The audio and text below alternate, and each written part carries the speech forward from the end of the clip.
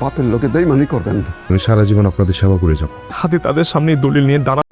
এটা আমাদেরই গল্প নাটকে চলছে টান টান উত্তেজনা। নাটকটি যতই দিন যাচ্ছে ততই দর্শকদের প্রিয় হয়ে উঠছে। একের পর এক ধামাকাদার পর্ব উপহার দিচ্ছে এই গল্পের পরিচালক। তবে আগামী পর্বটি আরও ইন্টারেস্টিং হতে যাচ্ছে, যে পর্বটি দেখলে কান্নায় ভেঙে পড়বে এই নাটকের দর্শকরা। চলুন তাহলে সেই পর্বটি সম্পর্কে আমরা জেনে নেই। এটা আমাদেরই গল্প।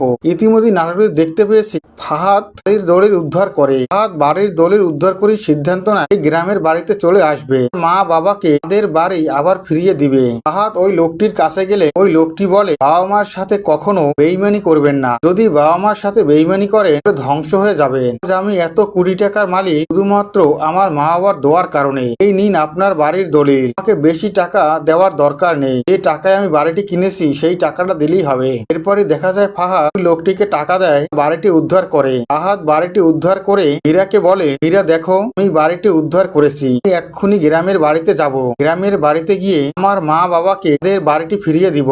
এত দিন হলো তাদের সাথে কোনো যোগাযোগও করিনি, আজ আমি যোগাযোগ করব। আজ আমি তাদের কাছে ছুটে যাব, আমার অবস্থার কথা আমি তাদেরকে জানাবো। এই কথা বলেই ফাহাদ শহর থেকে গ্রামের উদ্দেশ্যে রওনা দেয়। ফাহাদ গ্রামের উদ্দেশ্যে রওনা দিলে হীরাও তার সাথে আসে।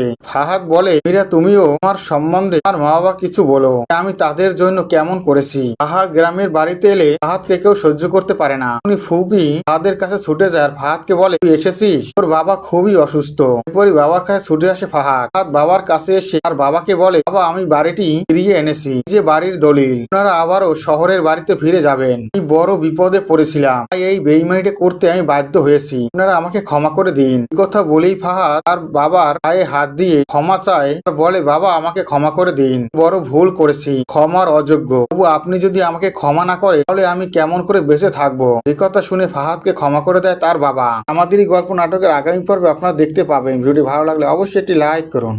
এটা আমাদেরই গল্প নাটকের প্রত্যেকটি আপডেট ভিডিও তোমার চ্যানেলটি সাবস্ক্রাইব করে বেল আইকন অন করে রেখো। ধন্যবাদ।